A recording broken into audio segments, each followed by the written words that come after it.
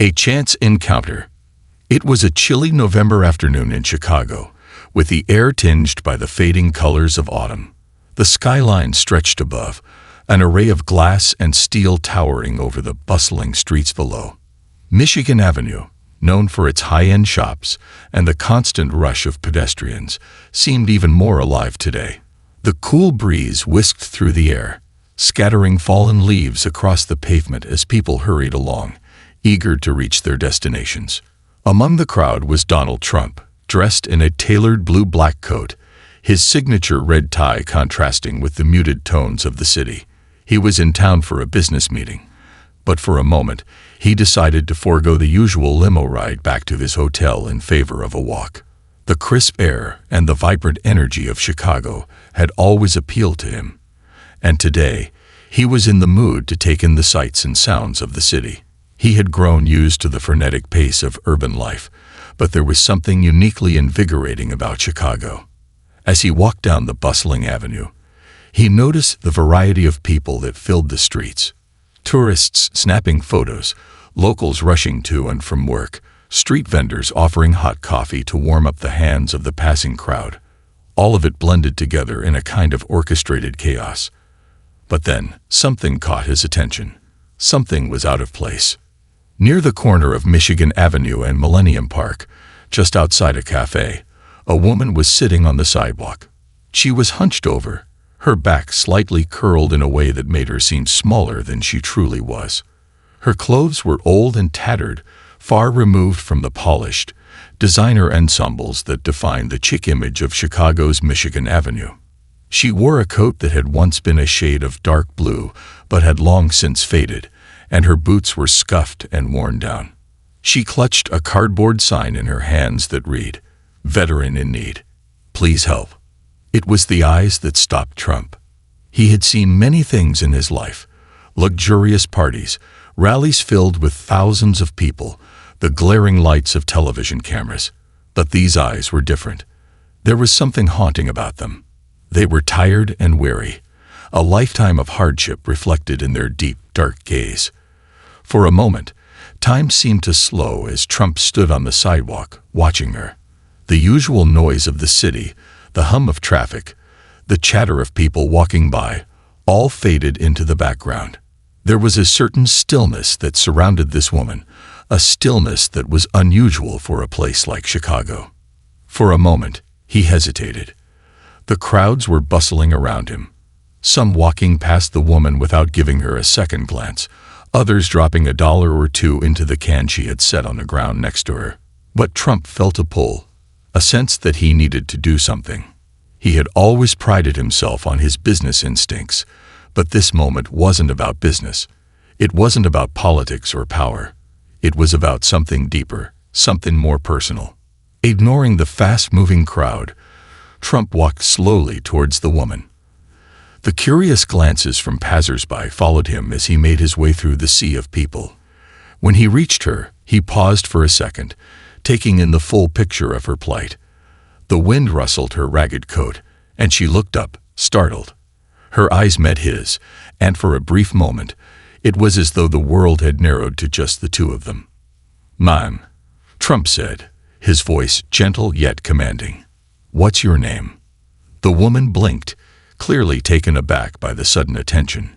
She hadn't expected anyone, let alone a prominent figure like Donald Trump, to approach her on the streets of Chicago. Her eyes searched his face, trying to make sense of the moment. "Teresa," she replied hesitantly, her voice soft. "Teresa Hensley." Trump nodded, kneeling in front of her so that he could look her directly in the eye. There was no rush, no cameras or crowds to draw attention to this moment. It was just the two of them. "Teresa," he repeated, his tone respectful. "You're a veteran, I understand." The woman's face softened at the mention of her service. She seemed to brace herself, as though the question was one she had answered countless times before, but each time it brought with it a weight that was hard to shake. She nodded, her hands trembling slightly as she clutched the cardboard sign. "Yes, sir," she said, her voice barely above a whisper. "I served in the Army for 12 years. Got injured overseas. And, well, things haven't been easy since. Trump absorbed her words, his eyes scanning her face. He could see the pain, the exhaustion, but also the quiet dignity that had remained even through the hardships she had faced. Here was a woman who had sacrificed years of her life for the country, and now she was reduced to sitting on the streets, asking for help. "Why are you out here?" Trump asked, the question hanging in the air. His tone was kind, but there was a genuine curiosity behind it. He wanted to understand. Teresa swallowed hard before answering. Her gaze dropped to the ground for a moment as if searching for the right words. "I lost my apartment months ago," she said. "Couldn't keep up with the rent. I've been trying to get back on my feet, but it's hard, you know. It's like no one cares anymore. The system, it's hard." Her words stung, and for the first time in a long while, Trump felt something unfamiliar. Guilt. How had it come to this? How had someone who had given so much been left behind? In his world of luxury and wealth, this wasn't something he often saw. The reality of homelessness, especially among veterans, was something that didn't always make the headlines. But standing in front of Teresa, he couldn't ignore it. Trump's mind raced. He had always been known for his ability to solve problems, to make things happen. But this wasn't a business deal. This wasn't a rally where he could make promises to thousands of people. This was real. A real woman, a real person who had given so much, and now was struggling just to survive. He couldn't just walk away. Reaching into his pocket, Trump pulled out his wallet. But this wasn't just about giving her a few dollars. No, he thought to himself. There had to be more he could do. He had to act in a way that truly helped her get back on her feet. As he thought about what to do next, the sound of the city around him faded into the background. There was only the quiet between him and Teresa now. A promise made. The wind picked up, swirling around the corner of Michigan Avenue and brushing past Trump and Teresa, causing the few loose papers on the ground to flutter like fragile leaves caught in an autumn breeze. The city noise, though ever present, seemed distant now. The rush of the crowd, the honking cars, the faint hum of sirens, all of it seemed to recede as Trump focused on the woman in front of him. Teresa's weathered face, lined with hardship but not defeat, seemed to convey a quiet strength. Yet it was impossible to ignore the vulnerability in her eyes, the quiet plea for help hidden beneath layers of pride. Trump's fingers tightened around his wallet for a moment before he slid it back into his coat pocket. He had spent years negotiating deals, making promises, and sealing agreements, but there was something fundamentally different about this moment. In all of his years of high-stakes transactions, he had never been faced with the kind of raw, human need that lay before him now. This was more than just a transaction. It was a responsibility. "You serve your country," Trump said, his voice low but firm. He wasn't just talking to Teresa anymore. He was speaking to the larger reality of the situation, to a country that often overlooked the people who had sacrificed so much. "You deserve better than this. Much better." Teresa glanced up at him, her eyes searching his face, unsure of what to make of the sincerity in his voice. It was clear she hadn't expected anyone, let alone someone of his stature, to make such a direct statement. She had long since stopped expecting anything from anyone, least of all a figure like Donald Trump. "Mr. Trump," she said, her voice hesitant, "you don't have to do anything. I know what it's like to be invisible to the world." Trump paused, processing her words. For a moment, he almost believed her. That invisible feeling, the one that came with being forgotten, abandoned, and disregarded, was something he could recognize in his own way. But he couldn't let that happen here. Not with her. "Teresa," he said softly, kneeling down so they were at eye level. "You're not invisible to me. You've done more for this country than most people ever will, and now it's time for someone to do something for you." Her eyes flickered, torn between skepticism and hope. She had heard promises before, empty words from politicians, charities that never followed through, people who came and went without making a real difference. But this was different. There was something in Trump's eyes that spoke of a deep personal conviction. Whether he knew it or not, this was a pivotal moment, one that would alter the course of her life. For better or worse, Trump stood up, his mind whirling with possibilities. He had the means, the influence, and the resources to make a significant change in Teresa's life. But what would it take? A quick donation. That would be a start, but he knew it wouldn't be enough. Teresa needed more than just financial help. She needed stability, a chance to rebuild her life. A single gesture, no matter how generous, wouldn't address the deeper issues she faced. He took a deep breath, considering his options. "Tell me something, Teresa," he asked. "What do you need most right now?" The question caught her off guard. She blinked, unsure of how to answer. She had spent so long fighting for survival that the idea of asking for something specific, of voicing a true need, felt foreign.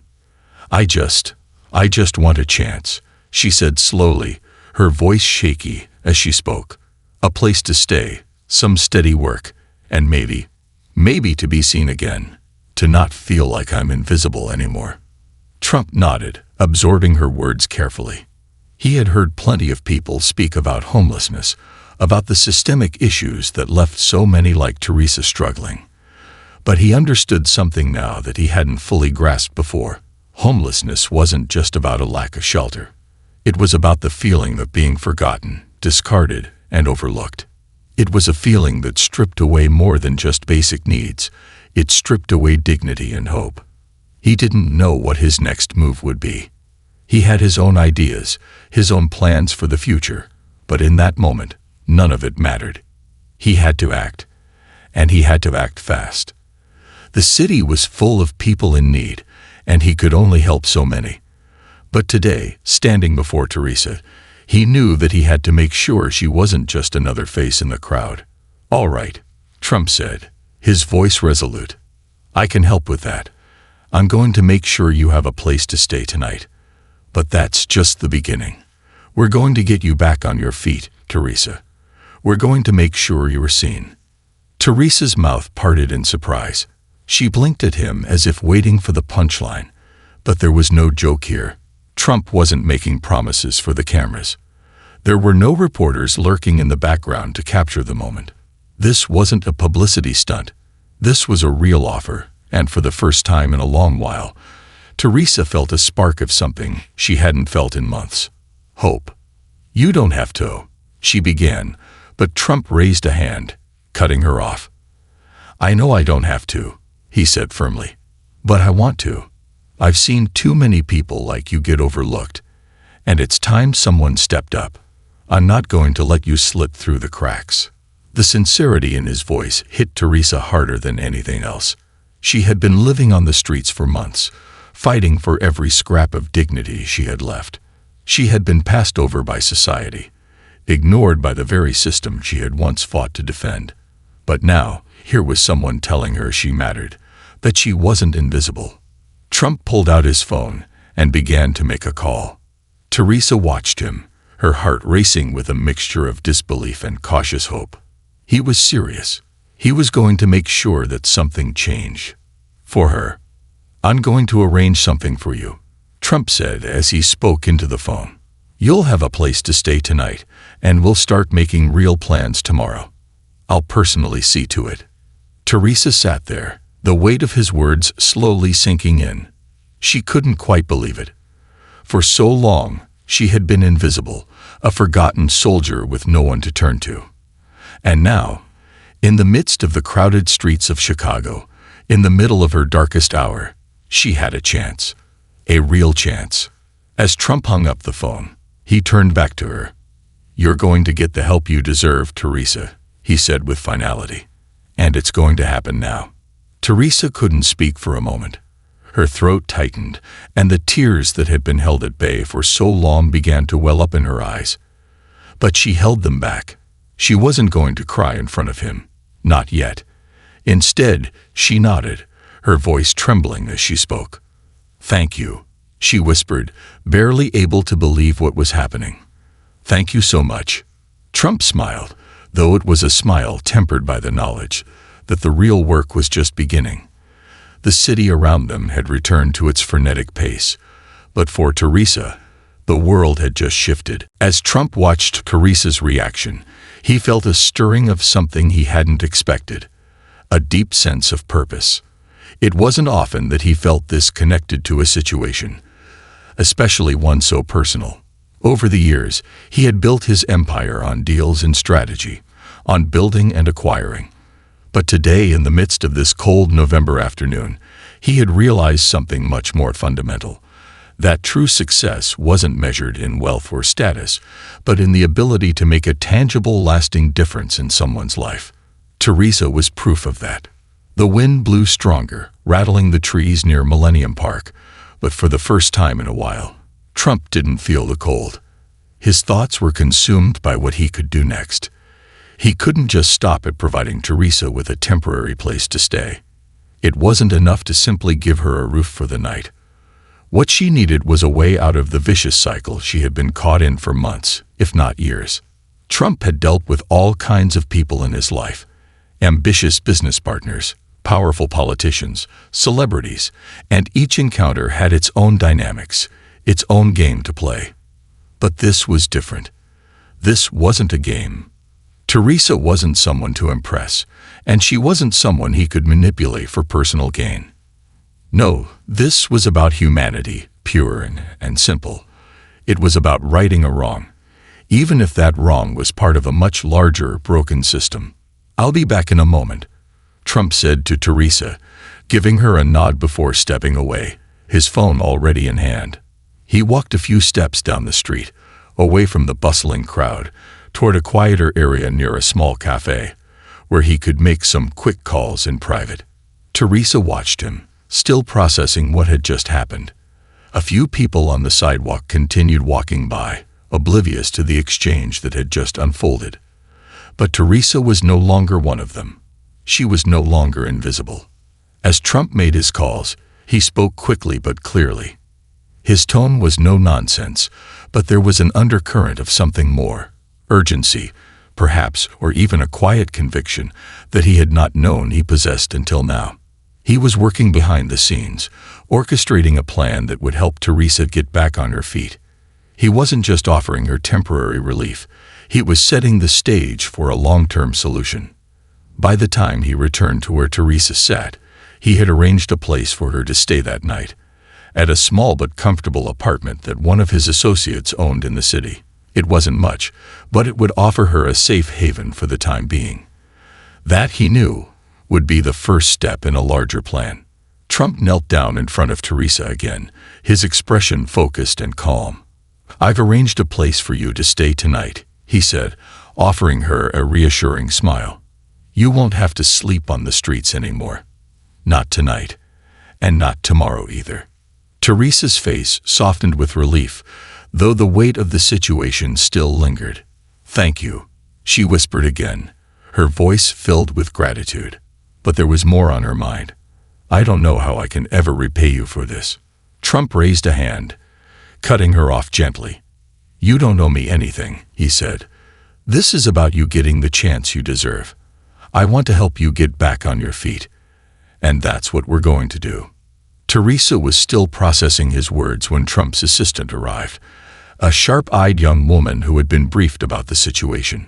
She handed Teresa a key to the apartment and a few $100s in cash, just enough to cover some immediate expenses. "This is just the beginning," the assistant said, smiling warmly at Teresa. "Mr. Trump is going to make sure you have everything you need to rebuild your life." The key felt heavy in Teresa's hand, but it was not a weight of burden. It was a weight of possibility. As she looked at the key, she realized that this small metal object represented something far larger than just an apartment. It was an opportunity. It was her chance to start over.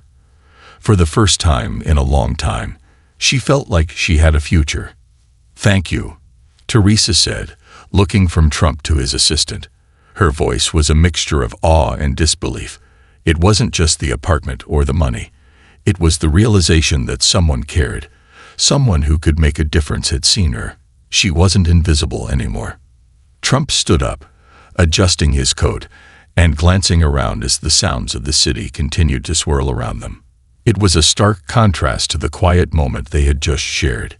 Yet, despite the noise, Trump felt a quiet sense of satisfaction. It was a feeling he hadn't expected, but it was real. Teresa was getting a chance, a real chance, and that was all that mattered now. "I'll check in on you tomorrow," he said. "We'll figure out the next steps then. But for now, take a moment to breathe. You've been through a lot." Teresa nodded, her eyes glistening with gratitude. "I will," she said softly. "I'll never forget this." With that, Trump and his assistant turned and walked away, leaving Teresa standing on the sidewalk, holding the key to her new apartment.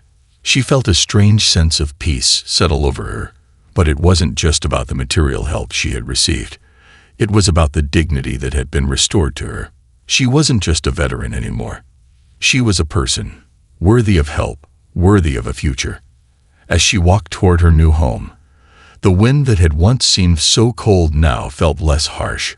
Her pace was slow, but each step carried her closer to a new beginning. She hadn't been abandoned, as she had feared, and she hadn't been forgotten. For the first time in months, Teresa felt the warmth of hope coursing through her veins. Meanwhile, Trump's mind was already on the next steps. He had made a promise, and he intended to keep it. The apartment was just the start, and he had already arranged meetings with local shelters, employment programs, and veteran support groups. His plan was simple: to provide Teresa with a foundation on which she could rebuild her life. He knew it wouldn't be easy. Life rarely was.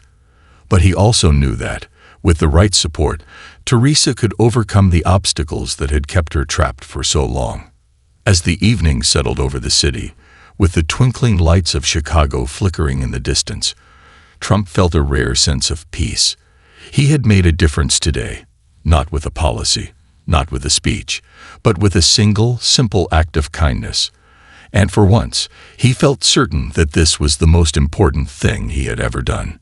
Tomorrow would bring its own challenges, but for now, there was something pure in knowing that he had helped to restore not just a home, but a life.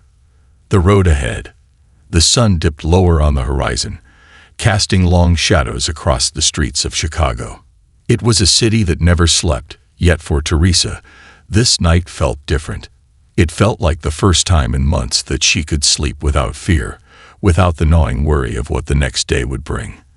The apartment Trump had arranged for her wasn't grand, but it was hers, a place to rest, to think, and to start again. As she stood at the threshold, she hesitated for a moment, clutching the key in her hand.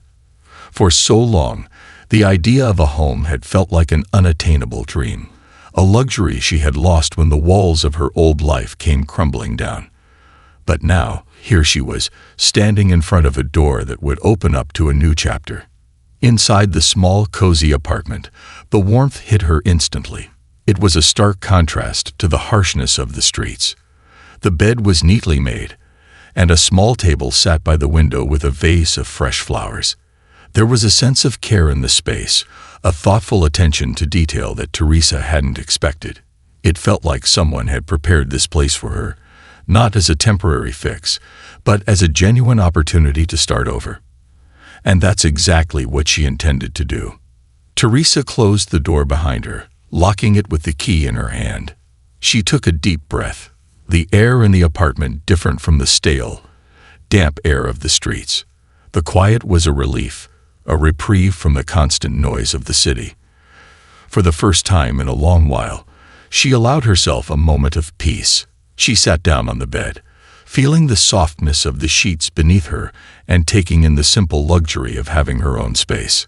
As the hours passed, Teresa unpacked a few belongings she had kept with her. The few things she had managed to hold on to over the past few months. A picture of her family, a worn-out notebook filled with thoughts and memories, a small stuffed bear she had carried with her from her time in the army.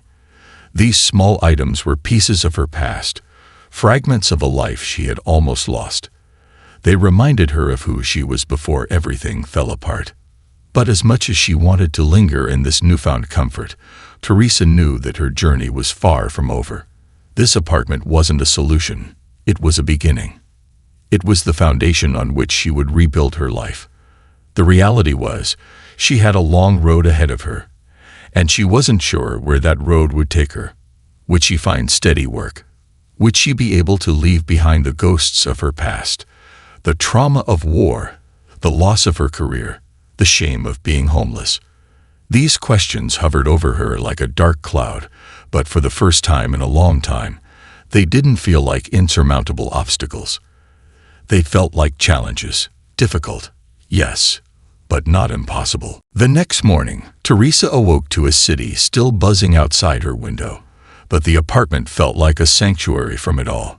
She had slept more soundly than she had in months, and for the first time in a while, she felt a sense of clarity. She had no idea what the future would hold, but for the first time, she felt like it was within her control. As the day unfolded, Trump's promise began to take shape. A few hours after Teresa had woken up, his assistant called, checking in to make sure she was settled. The voice on the other end was warm and kind, a stark contrast to the cold bureaucracy Teresa had come to expect from many services she had tried to access in the past. Mr. Trump is working with some local organizations that help veterans get back on their feet, the assistant explained. We've already set up an appointment for you at a local job placement center, and we'll make sure you're connected with veteran services in the area. It's a good start. The words were encouraging, but Teresa knew the road ahead would not be simple. There would be paperwork, interviews, assessments, and most importantly, there would be time. Time she would need to heal, time she would need to confront the things that had led her to this place in the first place. But at least, she thought, she wouldn't be facing it alone.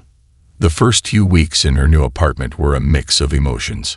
On one hand, Teresa felt a deep sense of gratitude for the opportunity she had been given.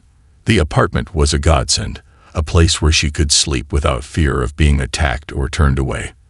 The job placement center had helped her secure part-time work at a local cafe, a small but meaningful step in the right direction.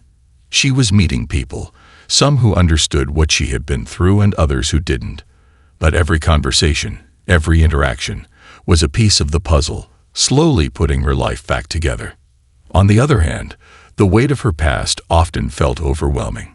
There were days when she could barely bring herself to leave the apartment, when the memories of her time in the army, the trauma she had endured, and the losses she had suffered seemed like a mountain too steep to climb. There were nights when she would lie awake, staring at the ceiling, her mind racing with questions she couldn't answer. But the one thing she had learned over the past few weeks was that she didn't have to have all the answers. She didn't have to fix everything in one go. What mattered was that she was moving forward, no matter how small the steps. And for the first time in a long time, she felt like she was taking control of her own destiny. Trump, too, was keeping his promise. Every few days, he would check in with her, sometimes with a call, sometimes with a brief text. His assistant would update her on new opportunities, new programs she could take advantage of. She wasn't sure what had motivated him to do this. He had no obligation to help her, no reason to continue the support he had shown. But his consistent involvement, his genuine concern for her well-being, was something she had never expected. One evening, several weeks into her new life, Teresa found herself sitting in a small cafe near her apartment. The cafe was nothing special, but it was warm, and the people there were kind. As she sipped her coffee and watched the world pass by through the window, she realized how far she had come. Just a few months ago, she had been homeless, struggling to survive on the streets. She had felt abandoned by the country she had once served so proudly, ignored by the system that was supposed to help people like her. But now, with the support of Trump's unexpected kindness and the resources he had connected her to, she was beginning to feel like she had a place in the world again. Her phone buzzed, pulling her from her thoughts. It was a text from Trump's assistant. Mr. Trump wanted me to let you know that we've arranged a meeting with a local veteran support group. They can help with housing, job training, and emotional support. It's a great opportunity. Teresa smiled to herself as she read the message. There would be more challenges ahead, more hurdles to overcome. But for the first time in a long time, she felt like she had the tools to meet them. And with each passing day, she was no longer just the woman sitting on the sidewalk with a cardboard sign. She was Teresa Hensley, veteran, survivor, and someone with a future. The road ahead was still long, but she was walking it one step at a time, and for the first time in a long time, that road didn't seem so daunting. The power of community. Weeks turned into months, and Teresa's new life slowly began to take shape. The transition from the uncertainty of homelessness to the fragile stability of having a place to stay was no small feat. Every day felt like a challenge, but also a triumph. She was learning how to live again, how to trust others again, and how to trust herself. The days of sitting on the cold pavement with nothing but a cardboard sign, asking for help, felt like a distant memory. Yet it was still close enough to remind her of how fragile stability could be. Through the connections that Trump's team had provided, Teresa was introduced to a network of organizations that helped veterans like her. There were job training programs, therapy sessions, and peer support groups, each one a lifeline that kept her from slipping back into the dark place where she had once been. She met other veterans in similar circumstances, each of them with their own story of hardship and resilience. It wasn't easy, and the scars of her past, both physical and emotional, remained, but she no longer felt alone. There was a sense of camaraderie, a collective understanding that united them all. One afternoon, after work at the cafe, Teresa sat down at a small table in a local park, the sun casting a soft golden light across the city's skyline. She pulled out a notebook from her bag and began to write. She had started keeping a journal a few weeks ago, jotting down her thoughts, her feelings, and her progress. Writing had always been a way for her to process things, to make sense of the chaos that sometimes clouded her mind. As she wrote, she reflected on how far she had come, how much she had changed in such a short time. The words came slowly at first, but soon they flowed more easily. She wrote about the fear that had haunted her when she first found herself on the streets, the pain of losing everything she had worked for, and the feelings of abandonment that had almost consumed her. But now, those words were different. Now, she wrote about hope, about the kindness she had received from unexpected places, and the strength she had found in herself and others. It was as if the simple act of writing was helping her stitch together the broken pieces of her life. As she closed the notebook, Teresa felt a renewed sense of purpose. It wasn't just about surviving anymore. It was about thriving. She had a chance to build something new, to be more than just a statistic, more than just another face in the crowd of forgotten veterans. She was more than her past.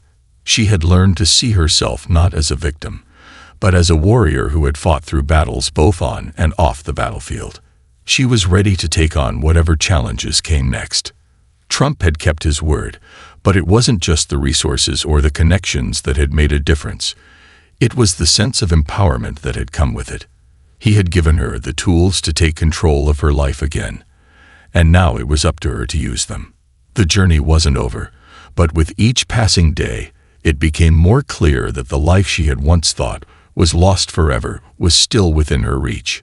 One day, Teresa received a message that would change the course of her journey. It was a call from Trump's assistant, asking if she would be willing to attend a special event that he was hosting for veterans. It was a charity gala, a fundraiser to raise awareness for the struggles faced by veterans, especially those dealing with homelessness. The event was going to be high profile, with donors and influential figures in attendance. Teresa hesitated at first. She had never been someone who enjoyed the spotlight, and the thought of being around so many people who had no idea what she had been through was intimidating. But then she remembered something. This wasn't just about her. It was about all the veterans who had been forgotten, all those who were still living on the streets, still struggling to survive. She agreed to attend. The night of the gala arrived, and Teresa found herself standing in a grand ballroom, surrounded by well-dressed people chatting, laughing, and sipping wine. The glittering chandeliers overhead cast a soft glow on the polished floors, and the hum of conversation filled the air. Teresa, in a simple but elegant dress that Trump's team had helped her pick out, felt out of place. She was used to a life of struggle, not of luxury. But as she walked into the room, she saw Trump across the ballroom, a familiar face in the sea of strangers. He noticed her immediately and walked over with a warm smile.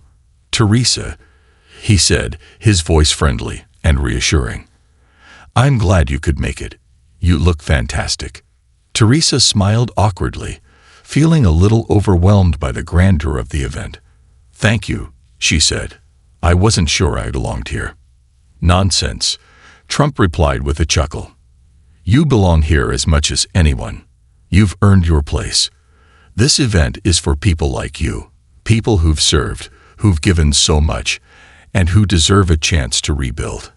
It was a small thing, a simple conversation, but it meant the world to Teresa. She wasn't just a token veteran at this event. She was part of something bigger, a community of individuals who had all faced hardship and fought their own battles. Throughout the night, Teresa found herself engaging with others, sharing her story with people who listened with empathy and respect. The experience wasn't without its challenges. There were moments when she felt overwhelmed by the wealth and status that surrounded her. But those moments were fleeting. She realized that it wasn't the extravagance of the event that mattered. It was the purpose behind it. This was a room full of people who cared about veterans, who understood the struggles they faced, and who were willing to help.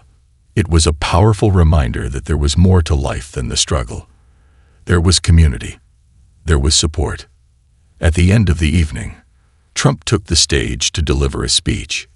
He spoke about the sacrifices veterans made for the country, the importance of supporting those who had served, and the need for greater efforts to help homeless veterans find stability. His words were powerful, but what struck Teresa the most was the sincerity in his voice. He wasn't just speaking to garner votes or applause. He truly cared about the cause. And as he finished his speech, he pointed to Teresa, standing near the back of the room. "I want to introduce someone special to you all," he said. Teresa Hensley is a woman who has faced incredible challenges, but she's also a woman who refuses to give up. She's here tonight because she represents everything that is worth fighting for. The applause was overwhelming. Teresa felt a mix of emotions, surprise, gratitude, and a deep sense of humility. She hadn't expected any of this, but as the room filled with clapping and cheering, she realized that this wasn't just about her. It was about every veteran who had ever felt overlooked, forgotten, or abandoned. It was about bringing attention to their struggles and making sure they had the resources they needed to rebuild their lives. As the night drew to a close, Trump approached Teresa again, offering a handshake and a genuine smile. "You did great tonight," he said. "You're a testament to what can happen when people come together to support one another." Teresa smiled back, her eyes bright with a new sense of purpose. "Thank you," she said. "I never imagined I'd be here, but I'm grateful for everything. For the second chance, for the support, and for the chance to be part of something bigger than myself." It was a moment of recognition, not just for Teresa, but for all the veterans whose stories had yet to be told. And as the evening ended, Teresa knew that her journey was far from finished. She had found a community, people who understood her, who believed in her, and who would walk beside her as she continued to rebuild her life, step by step. A new beginning. As the months passed, Teresa's life continued to transform. The confidence she had once lost was now slowly returning, piece by piece, through her work, her newfound community, and the support that surrounded her. The scars of her past, though still present, no longer defined her. She had learned that healing wasn't a linear process. It was a journey, filled with setbacks and triumphs, but most importantly, it was a choice. One day, while walking home from her job at the cafe, Teresa found herself standing in front of the same street corner where she had met Trump. The memory was fresh in her mind. The way she had sat there, cold and alone, her cardboard sign asking for help. But now, standing in the same spot, she felt something different. She wasn't the same woman who had been on that corner months ago. She wasn't a victim. She was a survivor, a fighter, someone who had made it through the hardest chapter of her life and was ready to start the next one. It was then that she realized the true lesson she had learned on this journey. Sometimes, you can't control where life takes you, but you can control how you respond. Teresa hadn't chosen to become homeless, nor had she chosen the trauma of war, but she had chosen to rise above it. She had chosen to seek help when she needed it, to embrace the community that had reached out to her, and most importantly, to believe in herself when the world had made her feel invisible. That was the lesson Teresa wanted to share with anyone who might be struggling, whether they were a veteran, a survivor of hardship, or someone who had simply lost their way. The world could be harsh, and life could be unfair, but it was never too late to start again. It was never too late to choose hope, to choose resilience, and to choose to fight for a better tomorrow. One evening, as she sat in her apartment, Teresa received an email invitation to speak at a local veterans event. A few months ago, the idea of standing in front of an audience and speaking about her struggles seemed unimaginable. But now, with the strength she had found within herself and the support she had received, it felt like an opportunity to give back, an opportunity to show others that they, too, could overcome their hardships, no matter how insurmountable they seemed. The night of the event arrived, and Teresa stood backstage, nervously adjusting her dress. The room was filled with people, many of whom had come to listen to the stories of veterans who had overcome adversity. As she waited for her turn, she thought about everything she had been through. The years of service in the army, the injuries she had suffered, the loneliness of being homeless, and the unexpected kindness that had helped her rise from the depths of despair. When it was her turn, she walked up to the stage with a deep breath, the bright lights shining down on her. The audience was silent, waiting for her to speak. She paused for a moment, gathering her thoughts before beginning. "I never imagined I'd be standing here tonight," she began, her voice steady but emotional. "Not long ago, I was on the streets of Chicago, with nothing but a cardboard sign asking for help. I felt invisible. I felt like I had lost everything. But what I've learned on this journey is that no matter how far you fall, there is always a way to rise again. It's never too late to ask for help. It's never too late to rebuild. And it's never too late to believe in yourself again." Her words were simple, but powerful. She spoke about the challenges she had faced, the people who had helped her, and the strength she had found in the face of adversity. She shared her story not as a cry for sympathy, but as a testament to resilience, the ability to overcome, to keep moving forward, even when the road seemed impossible. By the time she finished speaking, there wasn't a dry eye in the room. The audience had been moved by her story, but more than that, they had been inspired. Teresa had become more than just a woman who had survived homelessness. She had become a symbol of hope, a reminder that the human spirit could endure even the most difficult circumstances. As the applause echoed in the room, Teresa felt something she hadn't felt in a long time: pride. Not just in herself, but in the journey she had taken. She had found her purpose, not just in surviving, but in helping others who were still fighting the same battles she had once faced.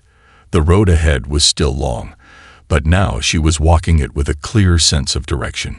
After the event, as Teresa made her way to the parking lot, she received a text from Trump's assistant. "Mr. Trump wanted me to pass along his congratulations. You did an amazing job tonight. He's proud of everything you've accomplished." Teresa smiled, her heart swelling with gratitude. The journey had started with an unexpected act of kindness, but it had led to so much more than she could have ever imagined. She had gone from being a woman without hope to someone who was making a difference, who was sharing her story and inspiring others to keep going, no matter the obstacles in their way.